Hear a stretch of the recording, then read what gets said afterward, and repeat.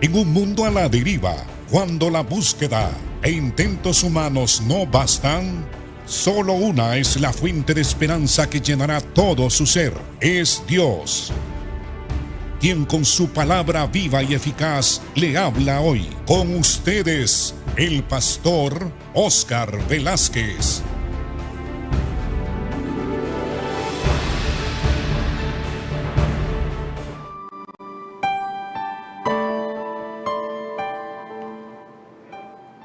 Es para mí una gran oportunidad y un privilegio estar en sus hogares para presentar el programa Viva y Eficaz.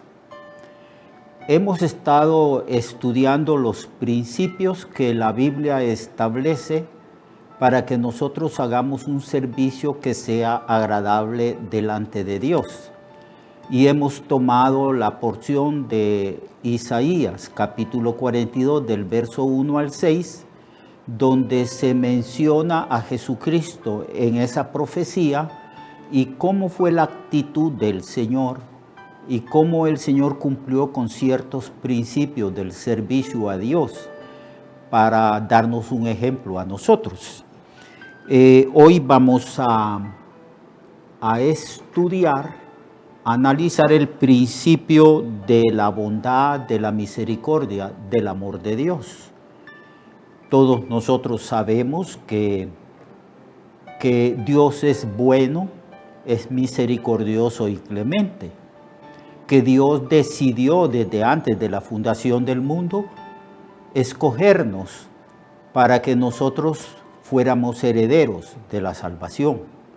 Nos escogió desde antes. Aún no habíamos nacido, aún el universo físico no había sido hecho, aún la tierra no había sido formada, y ya Dios en Cristo Jesús nos había escogido a nosotros para que nosotros fuésemos salvos, para que nosotros fuésemos llamados y justificados y pudiéramos experimentar el amor, la gracia y la misericordia del Señor.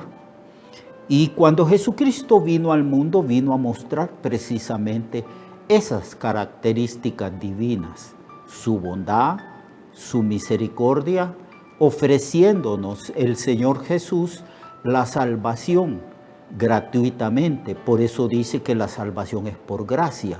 Es decir, la gracia es el amor, el favor inmerecido que Dios nos otorga a nosotros.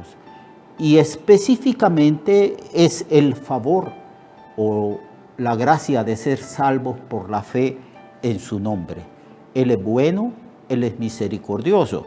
Por eso cuando Dios, el Padre, describe el ministerio de su Hijo, Él dice que Cristo vino al mundo no a quebrar la caña cascada, ni a apagar el pábilo que humeare, por medio de la verdad Él traería la justicia. Cuando Él dice que no quebraría la caña cascada, ni apagaría el pábilo que humeare, está hablando de la condición humana.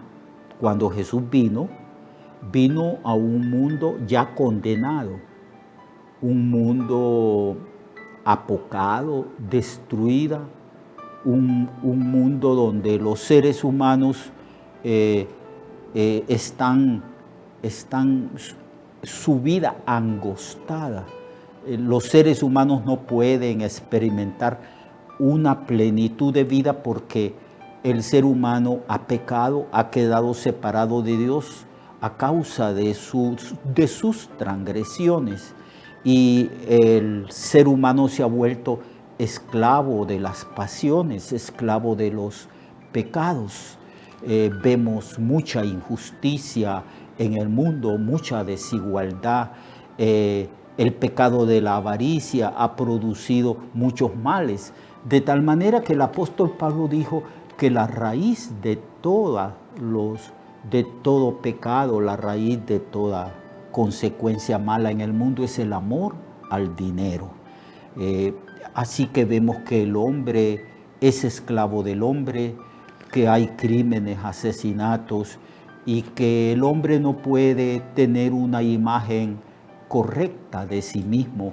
Hay muchos sentimientos de inferioridad y el hombre vive en esclavitud de sus pasiones, en esclavitud de sus maldades, y hay lugares donde la gente vive en unas condiciones de vida que no se les puede llamar condiciones de vida, más bien son como condiciones de muerte, en el sentido de que más se está experimentando la muerte misma que la vida misma. Pero Jesucristo vino a darnos vida, y Él dice, al hablar del diablo, Él dice que el ladrón vino a robar, a matar y a destruir. Pero en contraste de la acción del diablo, que ha usurpado el poder del hombre acá en la tierra, el Jesucristo vino para liberarnos, para salvarnos, y Él dice, yo he venido para que tengan vida y para que la tengan en abundancia.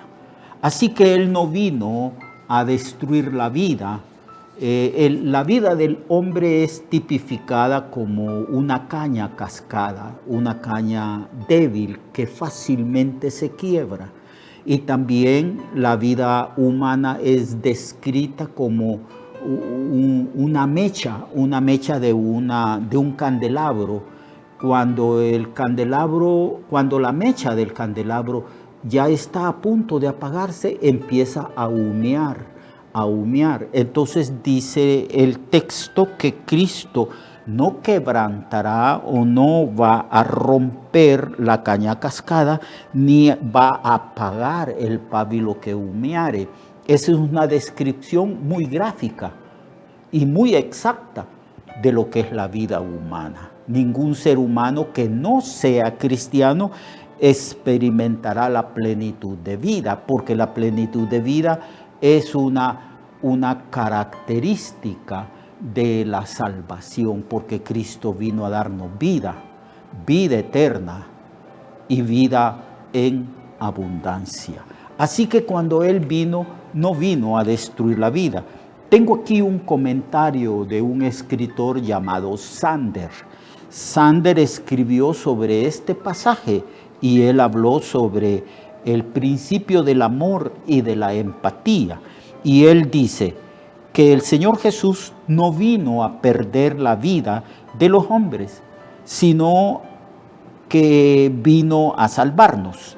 Él no vino a condenarnos, Él vino más bien a dar su vida en rescate de nosotros. Él es compasivo, Él es misericordioso y comprensivo con los débiles, con aquellos que cometen errores.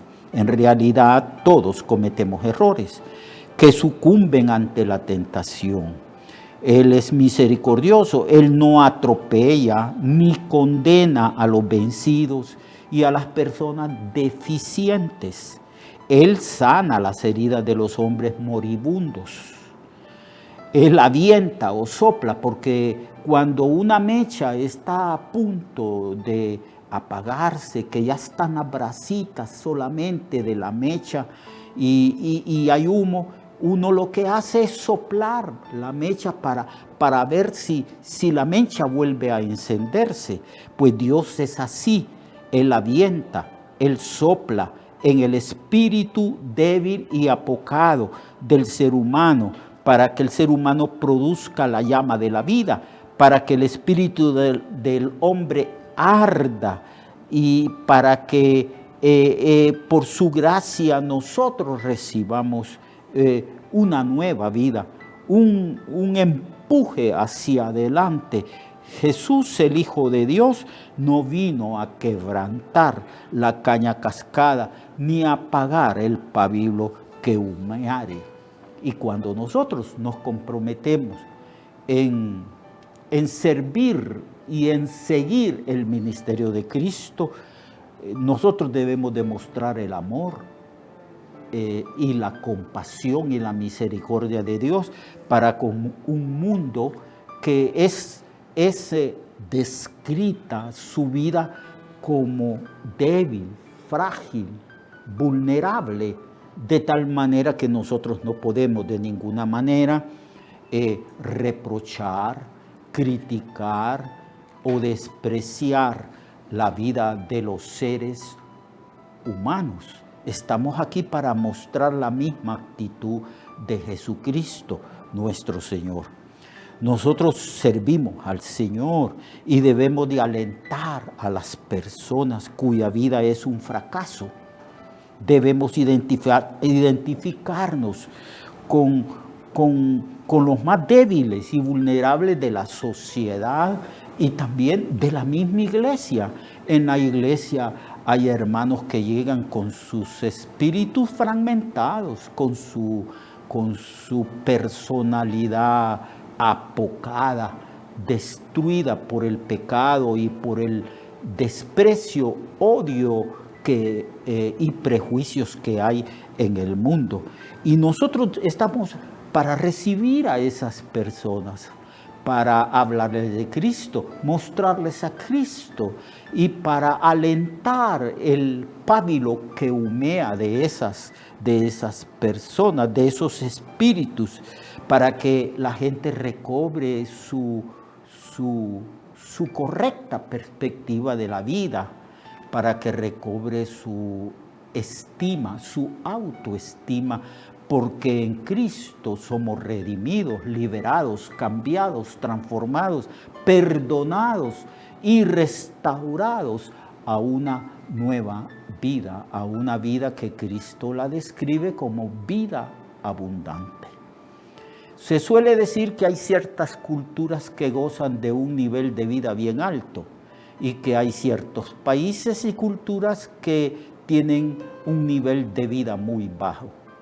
Pero en Cristo, en el pueblo de Dios, en nosotros que somos redimidos, que somos el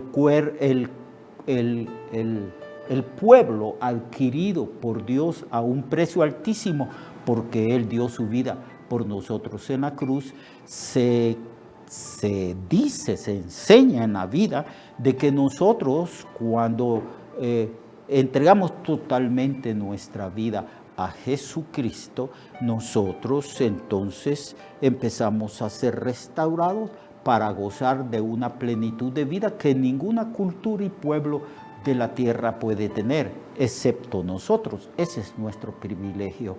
Pero tenemos que mostrar la compasión, la misericordia, la bondad. Tenemos que identificarnos, tener la capacidad de identificarnos con los apocados, los que cometen errores, los que pecan. Tenemos que ir a ellos y mostrarles que en Cristo pueden ser perdonados y restaurados y gozar del amor eterno, incambiable de Dios.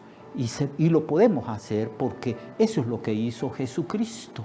Él se identificó con los débiles, con los apocados, con los menospreciados, con los pecadores y los perdonó, los restauró y les mostró el amor divino. Hagamos eso, hagámoslo en Cristo Jesús, porque ese es otro de los principios, el principio del amor, de la empatía, de la capacidad que tenemos en Cristo por el Espíritu Santo de identificarnos con los demás y ponernos en el lugar de los demás. Dios le bendiga, hermanos. Ha sido para mí un privilegio mostrar estos 5 principios. El principio de la dependencia de Dios, el principio de la aprobación divina, el principio de la modestia y la sencillez, el principio de la unción del Espíritu y el principio del amor y de la empatía. La virtud más característica del cristiano es el amor. Cristo dijo: en esto conocerán que son mis discípulos, si os amáis los unos a los otros como yo os he amado. Dios le guarde, Dios le bendiga, que podamos crecer siempre en la gracia y en el conocimiento de nuestro Señor y Salvador Jesucristo.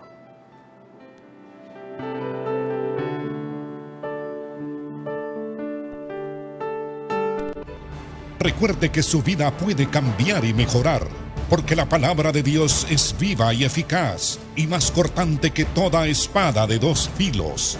Hebreos 4:12. Nuestra oración y deseo es que esta palabra predicada lleve mucho fruto. Le esperamos en el próximo programa, a esta misma hora y en esta misma estación. Esta es una producción de Ministerios Reflexionarte, en colaboración con Sirkenu Network. Sus comentarios son bienvenidos. Escríbanos al correo reflexionartehn@gmail.com o al 504-9802-6186. 504-9802-6186.